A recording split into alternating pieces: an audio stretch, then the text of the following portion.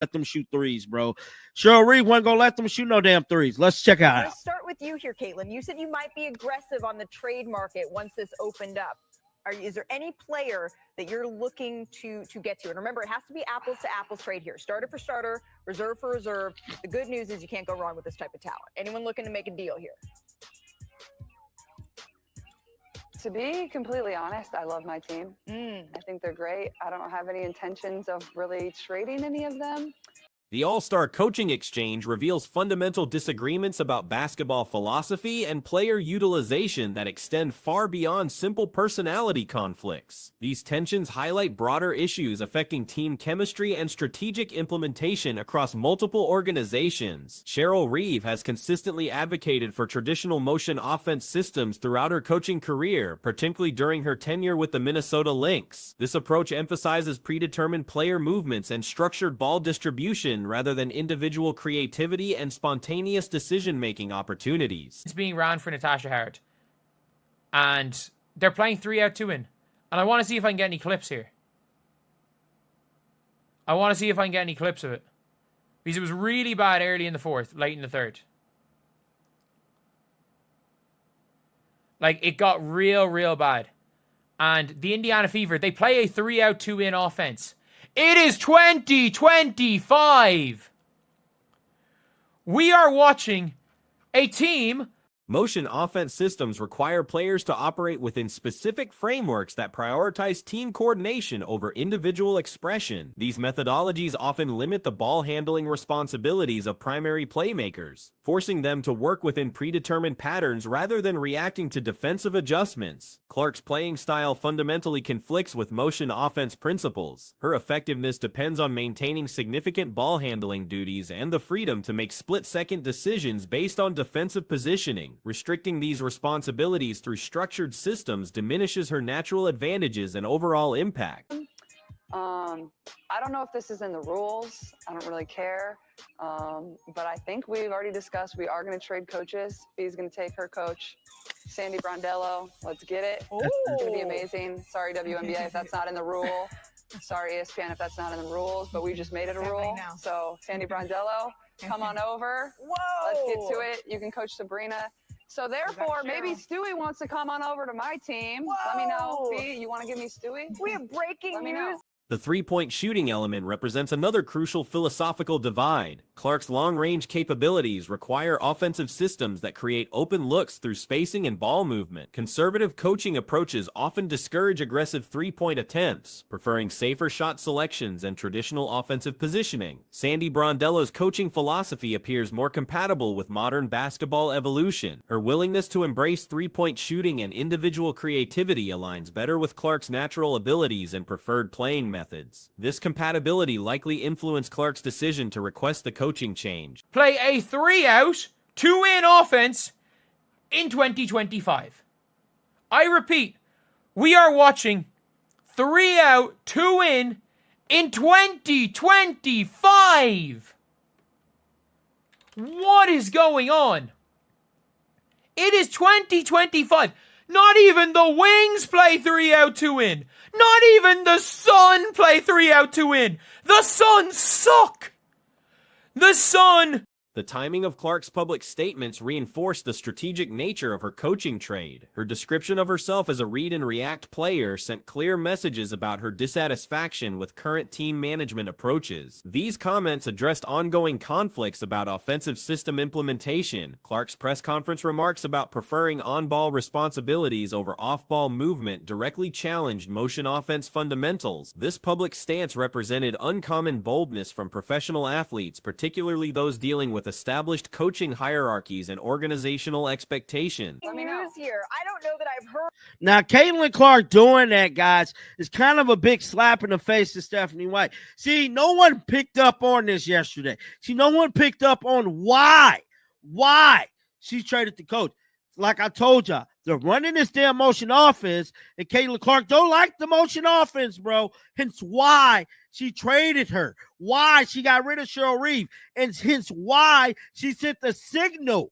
She sent the signal to Stephanie White about The coaching exchange also reflected deeper tensions about player empowerment and organizational authority. Clark's willingness to publicly address coaching preferences demonstrated confidence in her position and influence within the basketball community. Such actions require careful consideration of potential consequences. Reeve's history of public comments regarding league promotion and player recognition created additional context for this situation. Her previous statements about marketing focus and social media representation suggested frustration with individual player attention rather than team-oriented coverage. The hashtag controversy involving social media posts about league promotion revealed underlying tensions about individual versus collective recognition. Reeve's response to questions about game coverage and player focus indicated disagreement with current marketing strategies, emphasizing specific athletes suck. Like, I don't understand. We are playing for middies. We're playing for tough post shots.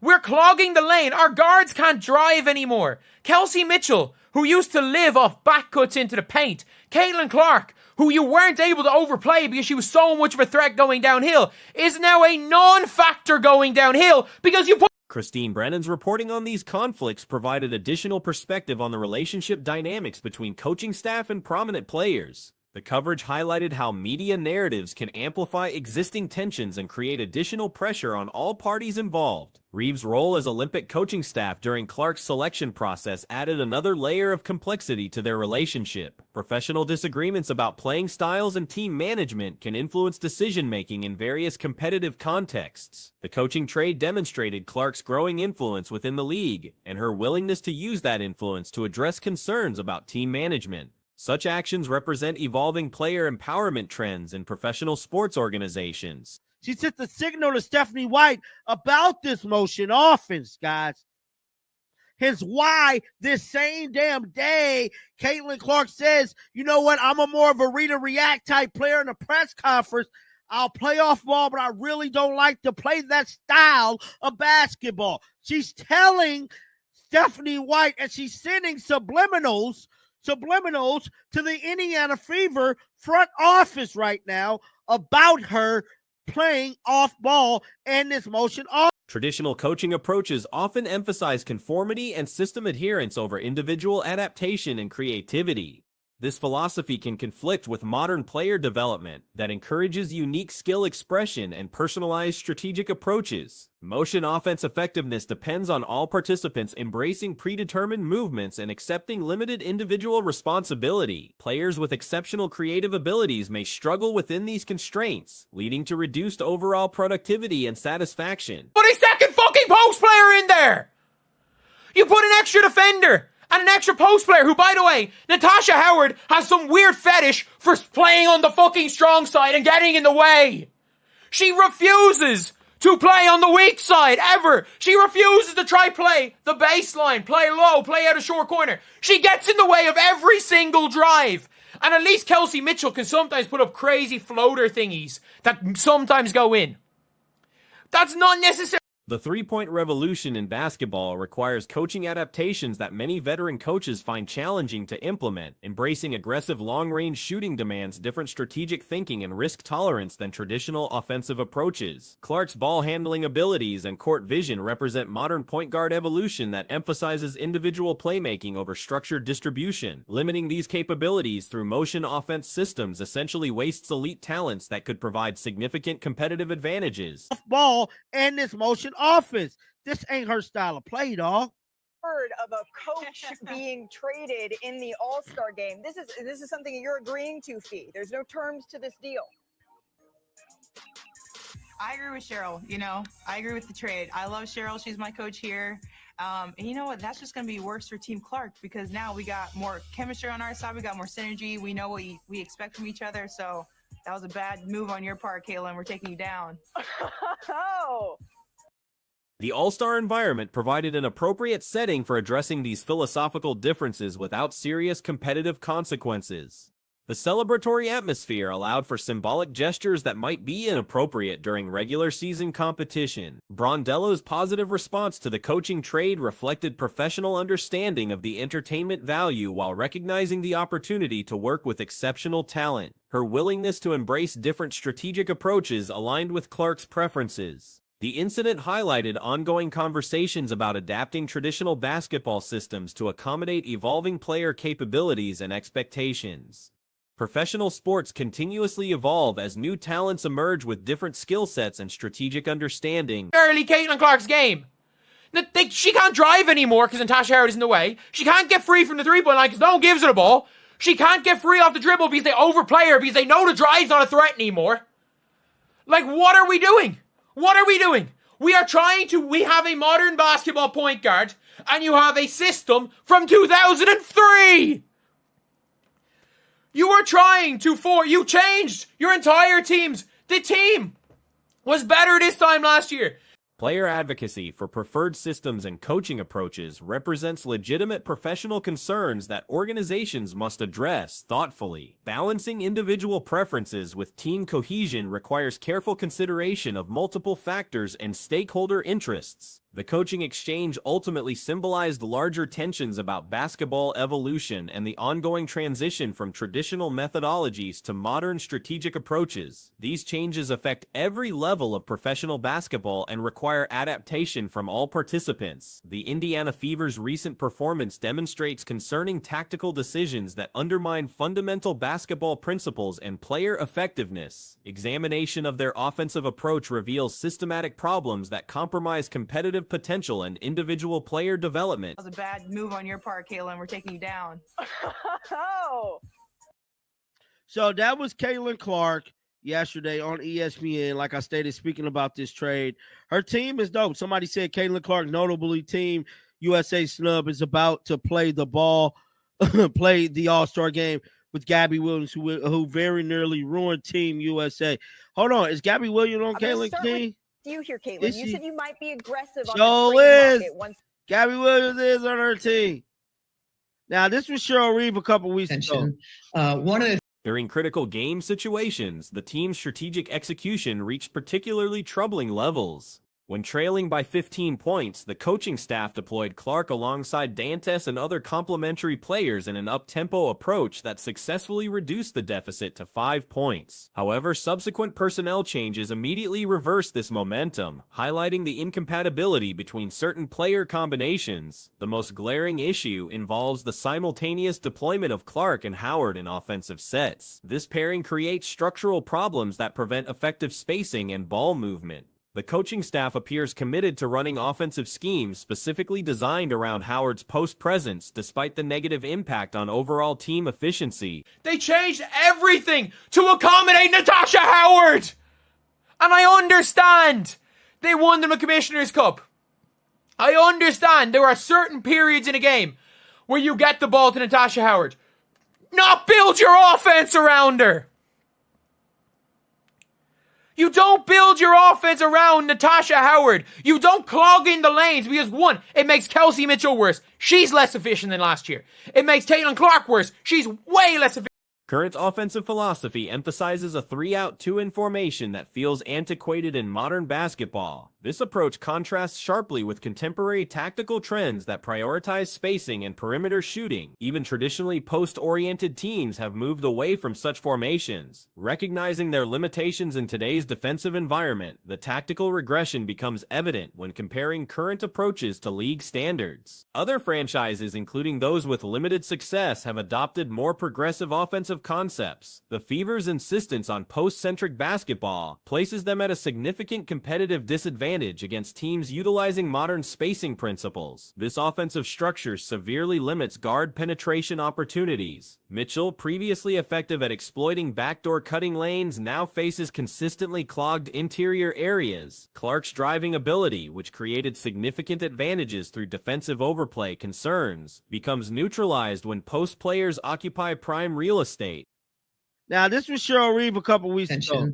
One of the things that I have done for years is held the league accountable for their missteps, mishaps, their lack of representation of all teams. And so that particular situation had nothing to do with Caitlin Clark. It had everything to do with a WNBA social media post that promoted one preseason game and not all preseason games. And so she was still mad about her team not getting the credit, man. All this. Howard's positioning preferences compound these spacing issues. Rather than operating from the weak side or establishing position along the baseline, she consistently gravitates toward the strong side, directly interfering with guard penetration lanes. This positioning choice eliminates cutting opportunities and forces difficult shots for perimeter players. The systematic approach prevents Clark from utilizing her most effective skills. Her ability to attack closeouts and create advantages through driving threats disappears when interior spaces remain occupied. Defensive teams can overplay her perimeter position without consequence. Knowing that driving lanes offer limited opportunities, Mitchell's efficiency decline reflects these structural limitations. Previously capable of converting easy cutting opportunities and benefiting from Clark's playmaking, she now relies efficient than last year.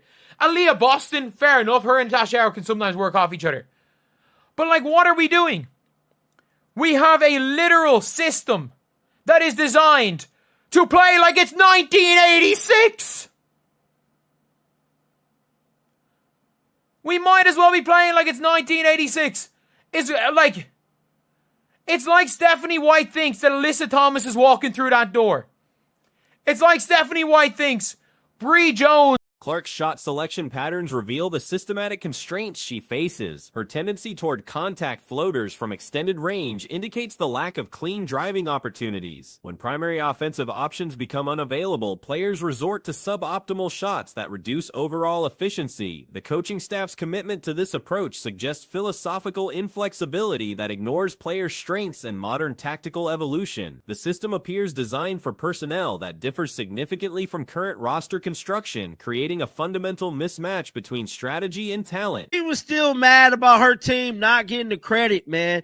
All this started because Caitlin Clark get all of the love from the fans, bro. That's what she jealous about, dog. Simply said that, and by the way, the Minnesota Lynx are playing the Chicago Sky, which also had some popular player in Angel Reese that people were interested in, and it simply wasn't posted on their account. I also posted things when Nafisa Collier was not including in promotion of the greatness of our league, and I made posts. And so if Christine Brennan were being thorough. Defensive teams exploit these spacing problems by employing multiple coverage strategies simultaneously. They can apply pressure to perimeter players while maintaining interior protection, a scenario that typically requires tactical adjustments to create offensive advantages. Double team scenarios highlight the system's fundamental flaws. When Clark faces pressure at the perimeter, surrounding teammates often lack the positioning or spacing necessary to capitalize on potential advantages. The offense fails to create the automatic responses that effective systems require. Is walking through that door. What are we doing? Caitlin played her role. Ironically, Caitlin played her role today. Caitlin played her role. If anything, Caitlin took too many shots. She tried to force the issue a little bit too much.